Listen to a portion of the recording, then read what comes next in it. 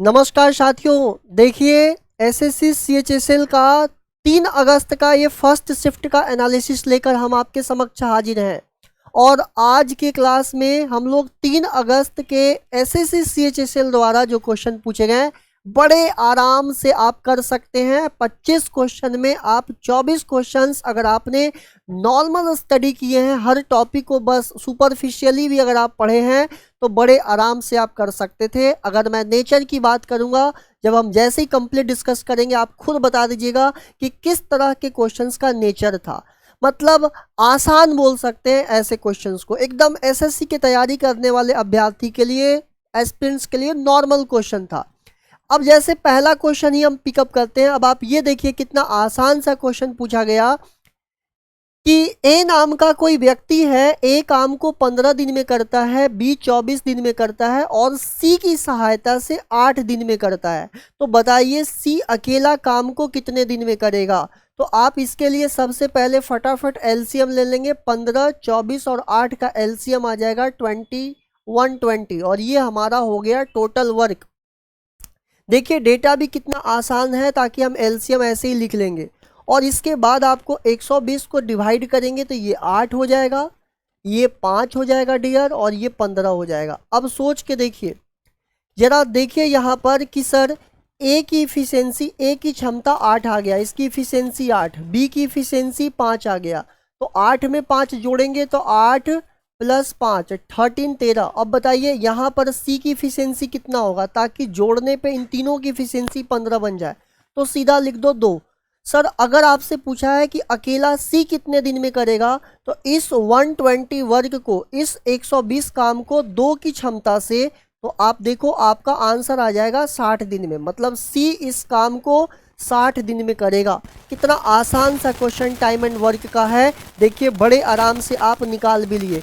एक क्वेश्चन देखिए आपसे पाइप एंड किस्टन का पूछा गया है, एक क्वेश्चन टाइम एंड वर्क का, एक क्वेश्चन पाइप एंड किस्टन का।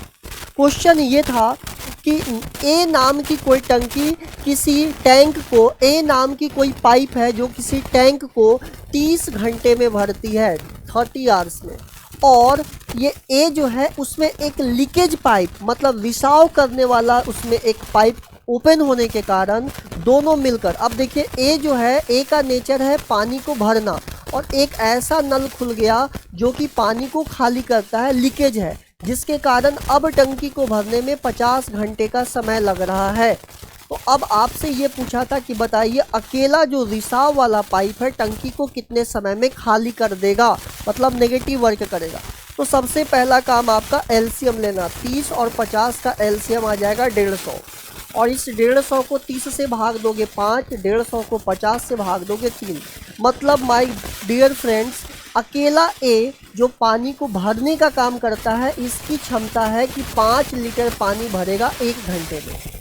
और जैसे ही दोनों एक साथ काम करेंगे 3 लीटर पानी भर रहे होंगे 1 घंटे में। तो आप बोलेंगे सर पहले 5 लीटर भरता था, अब ये 3 कैसे बन गया।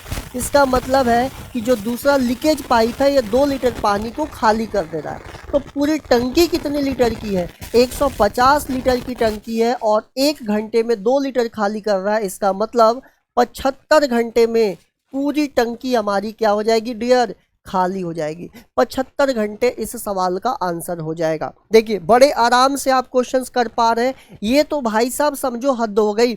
अगर किसी को एक नॉर्मल टेबल याद होगा, भाई ट्रिगोनोमेट्री की तो बात छोड़ो, आपने 10वीं क्लास में पढ़े होंगे, सारे मान आपको याद होगा, हर कोई कर सकता है। कॉस 0 का मान कितना हो जाएगा, 1 होगा। कॉस 30 का मान कितना हो जाएगा, √3/2 हो जाएगा। कॉट 45 1, और कॉस 60 का मान 1/2। ये प्लस माइनस से कट गया, यहाँ पर 2 और 2 का एलसीएम 2 हो जाएगा, √3 + 1, और ये आपका सवाल का हो गया मेरे प्यारे दोस्त आंसर।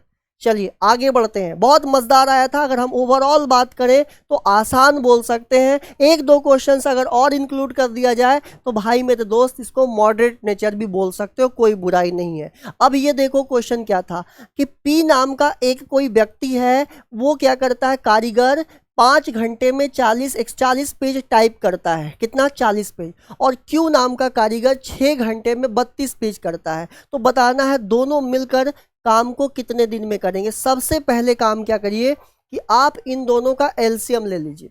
ये पता हो जाना चाहिए भाई 5 घंटे में ये इतना करता है, 6 घंटे में ये इतना करता है, तो हमें ये पता होना चाहिए कि दोस्त मेरे भाई ये दोनों मिलकर काम को कितने दिन में करेंगे। ठीक है, बहुत आसान सा बात है, देखो कैसे करेंगे। अगर 5 घंटे में ये 40 कर रहा है तो 1 घंटे में कितना करेगा, तो आप बोलेंगे सर 40 को आप 5 से भाग दे दो तो ये निकल गया 8 पेज करेगा, मतलब ये इसकी इफिशियंसी निकल गई। बहुत ध्यान से सुनिएगा, 40 को 5 से भाग दिए तो 8, मतलब पी नाम का व्यक्ति 1 घंटे में 8 पेज करता है 1 घंटे में, मतलब ये इसकी इफिशियंसी निकल गया। दूसरे 32 को अगर हम भाग देते हैं, या 32 को 36 कर लेते हैं, ठीक है, तो 36 को अगर आप भाग दे देते हैं, अब 1 घंटे में इसका कितना होगा 36/6, तो ये देखो आ गया 6 पेज। अब आपसे पूछेगा कि दोनों P और Q दोनों मिलकर, अब यहाँ देखिए P और Q दोनों मिलकर अगर मान लो मेरे प्यारे दोस्त 2828 इतना पेज को टाइप करना है तो कितना समय लेगा इतना पेज को। तो अगर इतना पेज मान लो कि ये गिवन है, सवाल में यहाँ पर दिया हुआ था, तो दोनों मिलकर करेंगे तो इसकी क्षमता और इसकी क्षमता को जोड़ दो तो 8 + 6 कितना हो जाएगा 14, तो 14 दूनी 28 और 14 दूनी 28, मतलब 202 घंटे में ये सब इतना पेज का क्या कर देंगे टाइप कर देंगे। कितना आसान है बताओ, सीधा आपको इफिशियंसी निकालना है, जो काम दिया है उससे डिवाइड दे दो, आंसर आ जाएगा भाई मेरे।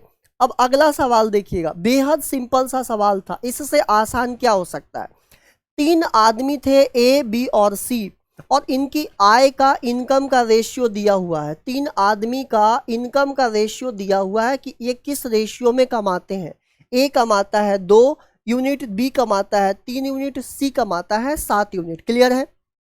एक छोटा सा इंफॉर्मेशन है कि अगर C और B का अंतर देखा जाए, मतलब C और B का डिफरेंस देखा जाए, तो देखो C में से B घटाओगे 7 में से 3 गया 4 यूनिट और ये 4 बता रहा है कितने को 320 को। तो आपसे पूछा है कि C और A का अंतर बता दो, मतलब C और A के बीच में कितने का अंतर है।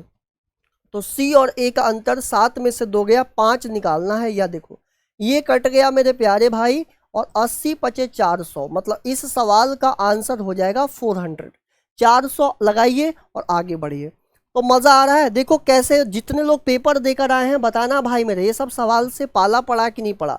एक क्वेश्चन था आइसोसेलेस ट्रायंगल, मतलब समद्विबाहु त्रिभुज, ऐसे समझो समद्विबाहु त्रिभुज आइसोसेलेस ट्रायंगल जिसके 2 साइड बराबर थे 10 और 10, अन्य जो तीसरी साइड थी वो 16 था। तो पूछा गया था कि इस त्रिभुज का क्षेत्रफल क्या होगा। अब ये सबसे पहले एक बेसिक सा काम करो, फॉर्मूला भी लगा सकते हो और फॉर्मूला के अलावा भी देखो, अगर यहाँ बीच से एक परपेंडिकुलर खींचते हैं तो इसको 2 बराबर भागों में बांट देगा। 16 को बराबर भागों में बांटो 8 और 8, तो अगर मैं इस त्रिभुज को देखूं तो ये बच्चा 8, ये 10, ये 90 है, 90 के सामने 10, तो 8 6 10, तभी तो ट्रिपलेट बनेगा 6 8 10 का। तो अब मेरे प्यारे दोस्त अगर क्षेत्रफल की बात किया जाए तो 1/2 आधार गुणे ऊंचाई, 1/2 बेस इंटू हाइट, 1/2 बेस कितना हो जाएगा, ये पूरा देखो कितना है सर 8 और 8 16, ऊंचाई देखो कितना है बाबू 6, और ये 2 से काट दोगे 8 बार में और 8 6 जा 48, और यहाँ पर अगर सेंटीमीटर में दिया होगा तो सेंटीमीटर का स्क्वायर लगा देना। बोलो भाई क्लियर है सभी भाई, यस करके बताते चलिएगा। कहीं पर भी कोई दिक्कत है फॉर्मूला से भी कर सकते। ये देखो 2 अगस्त के पहले शिफ्ट में जो क्वेश्चन आया था उस सेम क्वेश्चन बोल सकते हैं। कल 6 8 10 का ट्रिपलेट था, आज देखो ट्रिपलेट क्या है, एक सर्कल है, ब्रेथ है, इसके त्रिज्या रेडियस दिया है 5, तो 5 सेंटीमीटर इसका रेडियस दे दिया। अब कोई बाहर में एक पॉइंट है O, वहां से इस पे एक टेंजेंट लाइन खींचा गया है, स्पर्श रेखा खींचा गया है। अब आपसे ये जो टेंजेंट देखो O से B का डिस्टेंस दे दिया है 12 सेंटीमीटर, पूछा था कि इस पॉइंट O से सेंटर के बीच का डिस्टेंस कितना होगा, मतलब केंद्र और इसके बीच का डिस्टेंस क्या होगा। तो भाई जब टेंजेंट पे कोई भी देखो ये हमारा सर्कल है और ये टेंजेंट है, आप अगर सेंटर से टेंजेंट पे लाइन खींचोगे तो 90 डिग्री का एंगल फॉर्म होगा, तो यहाँ पर 90 डिग्री का मतलब ये एक राइट एंगल ट्रायंगल बन गया। तो इसके सामने हमारा हाइपोटेनस होगा 5 12 13, तो आंसर कितना हो जाएगा सर, यहाँ से लेकर यहाँ तक का डिस्टेंस हो जाएगा 13 सेंटीमीटर। कोई दिक्कत किसी भाई को? नॉर्मल सा बात है, और कल के पेपर में भी ये क्वेश्चन आया था, आज रिपीट हो गया है, बोल सकते हैं सेम टाइप का क्वेश्चन। देखो एकदम आसान भाई, बेसिक आइडेंटिटीज अगर आपको पता है तो आप इस क्वेश्चन को कर सकते हो। सबको ये बात पता होना चाहिए, a प्लस बी का होल क्यूब क्या होता है? सर होता है a cube plus B cube plus 3ab into A plus B. सबको पता है a cube plus B cube plus 3ab plus ab। अब हमें यहाँ पर दिया हुआ है कि 2x प्लस 3y बराबर 9। अगर दोनों साइड क्यूब कर देते हैं, दोनों साइड क्यूब करते हैं तो ये बन जाएगा 2x का होल क्यूब प्लस 3y का whole cube, a cube plus B cube plus 3 into A और इंटू बी। ये पूरा फॉर्मूला पे इसको एक्सपेंड कर दिया। 9 का क्यूब होता है 729। अब देखो 2 का क्यूब हो जाएगा 8x cube plus 27y cube plus 3 दूनी 6 और 6 तिया 18, और यहाँ से xy का मान 3 दिया हुआ है, और ये देखो 2x प्लस 3y का मान कितना दिया है? 9 दिया हुआ है, बराबर 729। मेरे प्यारे भाई आपसे यही तो पूछा है। देख लो 18 नवा कितना हो जाएगा? 162। 162 में 3 से गुणा कर दो, मतलब 729 माइनस 162 में अगर 3 से गुणा करोगे तो कितना हो जाएगा? ये देख लो 486 हो जाएगा। क्लियर है? कितना हो जाएगा? 486 हो जाएगा, और माइनस करने के बाद आंसर जो बचेगा 243 इस क्वेश्चन का आंसर बचेगा। जैसे इनको मल्टीप्लाई करेंगे 18 3 9 में तो आ जाएगा आपका 486, और 486 को उधर शिफ्ट करेंगे दोस्त मेरे भाई तो यहाँ से आंसर आ जाएगा 243।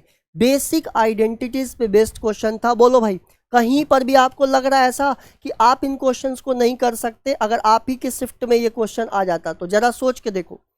ट्रिगोनोमेट्री का ये बेसिक सा सवाल जरा देखिएगा, समझने का प्रयास करिएगा। साइन और कॉस का मान दे दिया है आपके पास, साइन प्लस कॉस का मान दे दिया है, और पूछा था tan theta plus cot theta का मान क्या होगा। अब दोस्त समझना, साइन थीटा और कॉस दिया है तो कॉट का मतलब हो जाएगा साइन बटे कॉस, और कॉट का मतलब कॉस बटा साइन। ये चीज़ हमें कैलकुलेट करनी है, निकालनी है। अगर आप एलसीएम लोगे तो देखो ये साइन साइन से गुणा होगा साइन स्क्वायर, कॉस कॉस से होगा कॉस स्क्वायर, तो sine square plus cos square हो जाएगा 1, और नीचे बन जाएगा sign theta into cos theta. मतलब आपको ये मान निकालना है, आपको ये वैल्यू चाहिए कि भाई इसका मान कितना होगा। अब इस चीज़ का मान कैसे निकलेगा? देखो साइन और कॉस को किस में लाना है? मल्टीप्लाई में। अगर मैं थोड़े देर के लिए इसको स्क्वायर कर देता हूँ तो ये हो जाएगा sine square theta plus cos square theta plus 2 sine theta into cos theta. बोलो भाई हाँ या ना? इसका स्क्वायर करो, a square plus b square plus 2ab, और ये हो जाएगा 2 का स्क्वायर 4 रूट 3 का 3, तो sign square theta plus cos square theta 1 हो गया, तो ये बन जाएगा 2 sine theta into cos theta बराबर 4/3 माइनस 1, तो ये बन जाएगा 1/3, और sign theta into cos theta बन जाएगा 1/3, और 2 आ जाएगा नीचे, तो 1/6। अब यहाँ पुट कर दो वैल्यू 1 इसका मान हो जाएगा साइन इंटू कॉस का मान 1/6, तो 6 ऊपर चला जाएगा, आंसर बनेगा 6। कोई ऐसी बात ही नहीं है, ऐसा कोई भी इसमें सिंपल कैलकुलेशन है, कुछ भी ऐसा चीज़ नहीं है जो आपसे नहीं बनेगा भाई। बिल्कुल बेसिक सा है। जैसे ही ये चीज़ दिखेगा आपके मन में ये फीलिंग आनेगा, ये दिखा ये आएगा तो यहाँ पर अब ये साइन इंटू कॉस लाने के लिए हमें यहाँ पर मल्टीप्लाई करना पड़ेगा, कैसे भी स्क्वायर कर दो आपका काम हो जाएगा। अब बताओ, एक अच्छा सवाल बोलेंगे जो बढ़िया सवाल था उसकी बात। ये देखो ये सवाल थोड़ा अच्छा है, मतलब विद्यार्थी को थोड़ा सा दिमाग लगाना पड़ेगा, हम आएंगे उस पर भी। देखो ये तो सवाल ऐसा है कि आपने परसेंटेज में इतनी बार कर रखा है कि किसी वस्तु की ओरिजिनल कीमत, वास्तविक में उसकी कीमत दिया था 80,000, ये इसकी वास्तविक मूल्य है, और 3 साल पहले जो पहला साल हुआ उसमें 20% डेप्रिशिएट हो गया, मतलब 20% की कमी आ गई। 20% का मतलब होता है 20/100, 1/5 काटने के बाद।